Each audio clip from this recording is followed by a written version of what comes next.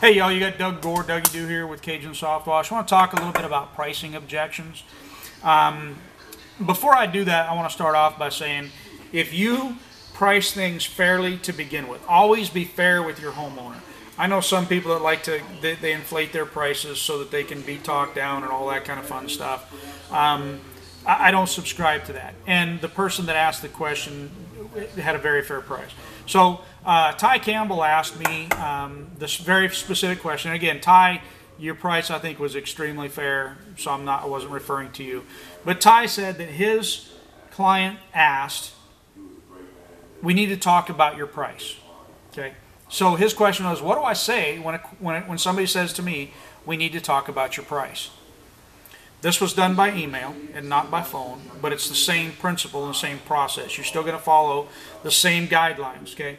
The first thing I want to encourage is to write down whatever objection you get. It does not matter what that objection is. In this case, we need to talk about your price. Write that down. I got a reason for that. If they call up and they say, I just think you're overpriced, okay? Write down, they just think I'm overpriced, okay?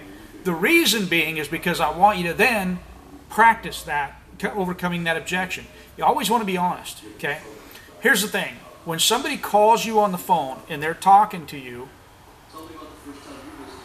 sometimes you get that overwhelmed or oh my goodness, what do I need to say? First of all, if you're always being honest, you don't ever have to worry about what you've said, okay? But you get that nerve rack going, okay? By email, you can think about what you're typing in, you can double check, you can, fix it, you can tweak it, you can, yeah. But on the phone, you can't. So write that down. Then after you're done with your phone call with them, you can sit there and you can go over this with yourself, with your spouse, with somebody else, with anybody. Do a video like this with yourself and say the objection out loud and say what your response would be. Go back and watch it and fine-tune the answer, the correct answer, the right answer, the legitimate answer for that particular objection.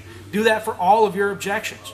Eventually you'll get to a point where you can start thinking on the fly about what are those objections and what's being said. So practice those objections, okay? So again, getting back to this, she says, we need to talk about your price. Great. Now how I'm going to answer this, great. Hey, I'd love to talk about the price. Are you looking to add services or are you looking to take away services? Okay. The reason being is that doesn't define her question. It doesn't get you to what she wants or whatever. But what you're trying to do is you're trying to set the tone of that conversation. You're basically saying what I said in the beginning. Make sure that your price is fair to begin with. If it's within that fair, reasonable, that correct box, this is where it should be priced, okay?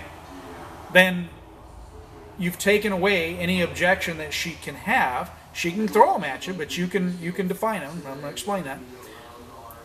By saying to her, great, do you want to add services or take away services? You're telling her, I'm in that box, I'm in that zone, I'm right where I'm supposed to be.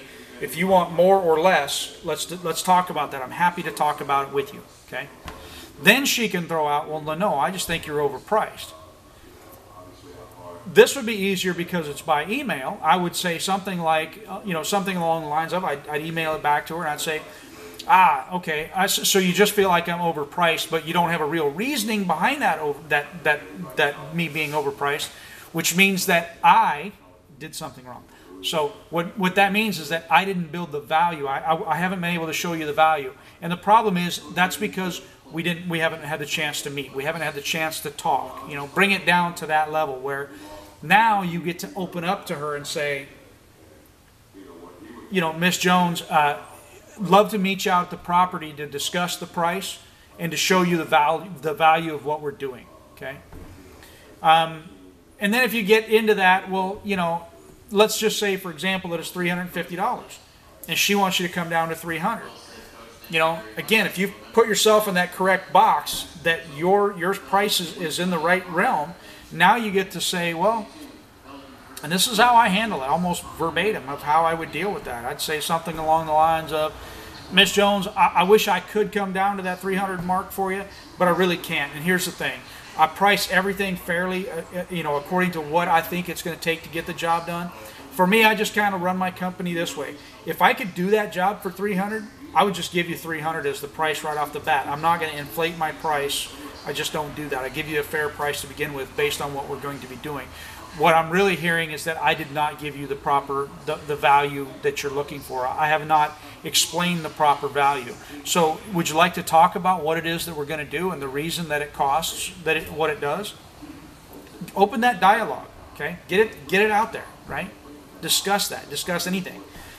The biggest thing, again, is just trying to get to that whole, whatever the objection is, I want you to write it down and practice that objection. It'd be good if you had somebody that you could talk to and just go over objections back and forth, right?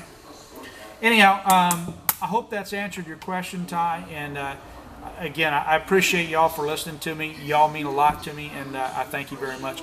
And I guess with that, Dougie, do out.